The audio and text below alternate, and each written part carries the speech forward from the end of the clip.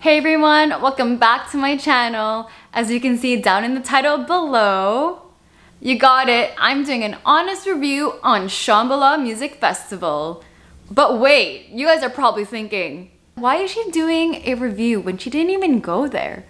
Well, I'm doing something completely different today where I've asked music festival goers / ravers to give their honest review on Shambhala. So yes, I thought, you know what, this is the most perfect timing to really get other people's perspectives on music festivals now. And honestly, as a Canadian music festival goer, let's just be real here. As a Canadian, there's no way you can possibly go to so many events unless you're like, I don't know, maybe a millionaire or something. But it just doesn't justify our cost of living here in Canada, and traveling to the States or outside of North America. Again, living in Canada, it's just so expensive. And honestly, we're trying to live out here. And especially if you're a Vancouver girl like me, Vancouver, hella expensive. We trying to live out here too, okay? And buy a house. That is the most important thing. Buying a house, probably one of the best investments. Anyways, so I'm super excited for you guys to see the reviews from everyone. And before we get started, don't forget to comment down below if you went to Shambhala. What was the best thing that you did or saw at Shambhala? Pros and cons. Write your thoughts. Honestly, I'm at this point now where I want to hear your thoughts, what you think of how festivals can make festivals even better and safe, etc. And also, don't forget to like this video if you're already liking it, or like it at the end, and don't forget to hit that subscribe button somewhere. Alright, let's get started. This is Koji Icon. He's a D&B DJ producer here in Vancouver, BC. He's super talented, and he's also been helping out with our EDM scene here in Vancouver. He's been running events like Uprise Project, which is so amazing. So thank you, Koji. You're doing such an amazing thing here in Vancouver. Keep it up. And here is his little review for Shambhala. Overall, I think Shambhala was a positive and very, very exciting experience this year, despite the biggest problem, which I think was the overcrowding and the overselling of the tickets. The biggest concerns of mine were just the safety and the general well-being of the people. I found that the Friday and Saturday at peak times, like I think around 10 to 1 o'clock in the morning, it was like almost impossible to navigate any of the stages of the crowds just because they were so jam-packed, and we ended up losing our crew a lot of the time, which was kind of brutal. But we ended up finding each other once things like really chilled out, and like once everything kind of calmed down, like everything was so much fun and everything was amazing. The vibes were immaculate. The artists, like there were so many artists that I wanted to see and I couldn't see because they just booked too many good artists. And yeah, the sound this year was phenomenal compared. Actually, like some of the stages were like really good last year, but like it seemed like they really put an emphasis on the sound, and everything sounded like, no matter where I was in the stages, it like all sounded amazing. One of the biggest other concerns that I had was we were camping out in sunshine, and the lack of water supply was really concerning, you know, because a lot of people were overheating. It was extremely hot, sitting around the mid-30s for a couple of the days, and not having access to water was really dangerous and potentially caused a lot of issues at the med tent, which might have made them overwhelmed. So I definitely think like having a better plan for the delivery of the water is going to be crucial to making sure that everyone has a good and safe time. But overall, I think, yeah, the whole festival was a massive success despite some of the setbacks that had occurred, and yeah, I'm super excited to go back again next year. Here is Leanne, aka Angel Wing. She's a multi-genre dancer. She shuffles, she muzzes, she does D&B steps, and she's currently learning hooping, and she's also DJing. She's so talented. She's like my ate in the community. She really teaches me a lot. Here is her Shambhala review for this year. Hello, my name is Leanne. I have been going to festivals since 2013. My first festival was Chasing Summer. After that, it was Paradiso in 2014. And then in 2015, I did my big festival of DEF CON. And so I've had experience with camping festivals for quite some time now. So it was a really cool experience to go to Shambhala for the first time.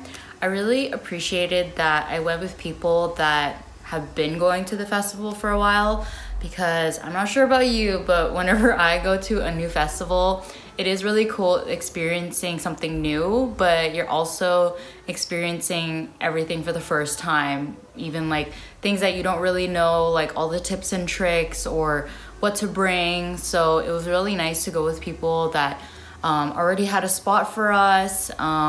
Again, kind of gave us the ins and outs of what to expect, what to bring.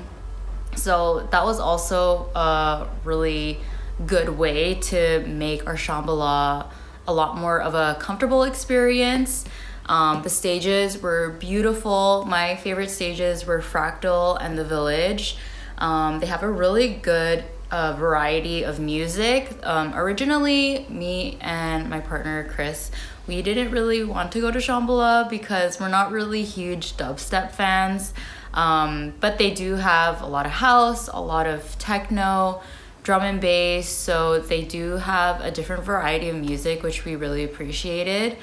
And so that was obviously one of the big kickers too, is who's on the lineup, because I know a lot of people go to Shambhala just to go to Shambhala, but we want to go for the lineup, and if the lineup is great, we would definitely love to attend. So yeah, I thought that was really cool. It was really, really hot, but I really appreciated that there was a river that you can like dip your feet in or even just go for a swim in, and it was so nice and cooling during the hot day.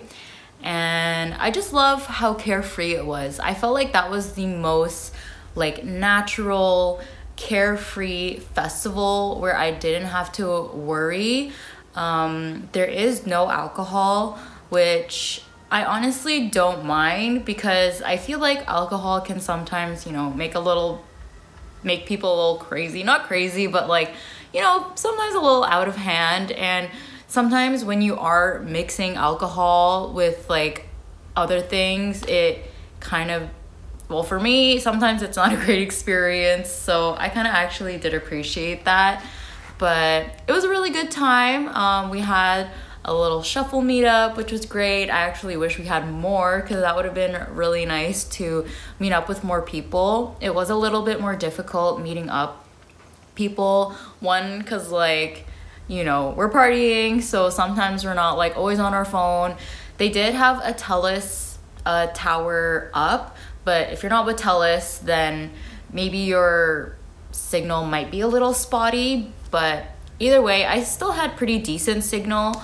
Another thing though is I would recommend to maybe either bring like a small generator or make sure you have a really big power bank, because I had one where it was like 20,000 mAh and one that was 10,000, and that charged me and my boyfriend's phone probably until Thursday till Sunday. And we were there an extra day. We ended up staying on Monday instead of leaving on Monday to make sure we get a full sleep, because that drive is really long from Vancouver.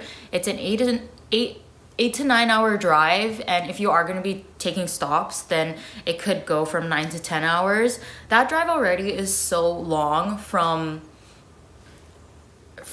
even before the festival. But after the festival, after you've been partying and haven't had much sleep, like that's why you need to make sure that you rest before you end up going on that 9 to 10 hour drive again. So, and it was actually really nice leaving on Tuesday, because we usually have to, well, you don't usually have to, depending on when you come. If you come earlier, you do have to pay for an early entry fee. Like if you come on the Monday before the festival, for example, most people do like to come early so that they can get a good spot. But again, you do have to pay like an early entry fee. And then on Tuesday, after the festival, you're able to drive your car to the campsite if you didn't end up parking your car where your campsite is. Because if you're not there early, you can't, I believe, park your car with your campsite. I believe you have to pay as well to park your car at the campsite. What we did is we parked at free parking, which was quite a ways from the campsite, but it was fine. We had wagons and we pulled all of our stuff, like our camping stuff, to the campsite. It was a lot because it was in like the beating sun and it was super hot. The hours were so long to wait in line. We waited 9 hours. Apparently it is a lot longer because people do like to be there early in the beginning of the week. So some of my friends waited 15 hours. I heard someone waited for 17 hours, but that is just expected for Shambhala. But yeah, that is pretty much my review. I honestly didn't even realize how much fun I was having until I was back home, you know, working from home on the computer. I'm like, this is so boring. But yeah, either way, it was a really, really great time. Debating on going next year again. I'm already thinking of all the things that I want to do better for next year, but we'll have to see how the lineup is for then. But yeah, that is my review for Shambhala. I did forget to mention, and I think it's important, there are police stops after the festival. So before you take that 8 to 9, 9 to 10 hour drive, there are roadblocks before you head off into your journey to make sure that you are sober and rested and that you've eaten, that you have enough energy after the festival to drive. So I highly recommend either on Sunday you don't stay up too late if you are planning on leaving on Monday, or just stay the extra day like we did on Monday. And if you are going to be staying an extra day, just make sure you rest a lot, make sure you eat, make sure you're not like shaky and look like you're not able to drive, because the police will pull you over and tow your car. So just be aware of that there will be police stops after the festival before your long journey. So just a huge heads up on that. This is Chris Mercer. He's a local DJ here at Vancouver. He does it all. He plays at all the clubs. He plays at multiple events. You can find him anywhere. Here is his Shambhala review for this year. What's up, y'all? So for my little recap review of Shambhala 2023, I'll just say a few things that I really liked, a few things that I didn't like. So I'll start with the things that I really enjoyed. The lineup was incredible. If you like techno, house, drum and bass, dubstep, and all those in between, oh, beautiful. The stages were awesome. I really liked how unique and different each stage was. Each stage brought its own vibe, and it was just super cool to kind of see the festival go from day to night. That was absolutely awesome. There was so many different food vendors, so like if you came ill prepared and didn't bring enough food or whatever, there was no shortage of food, which was great. Water stations, never a huge line, always fresh cold water. It was great in that aspect. On the downside, it was quite a long wait to get in.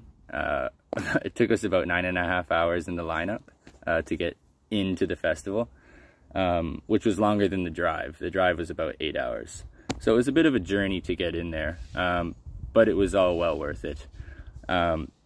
Another huge plus side was that there was a river just flowing right through the whole thing, so it was nice to go and take a dip in the river when it got really hot.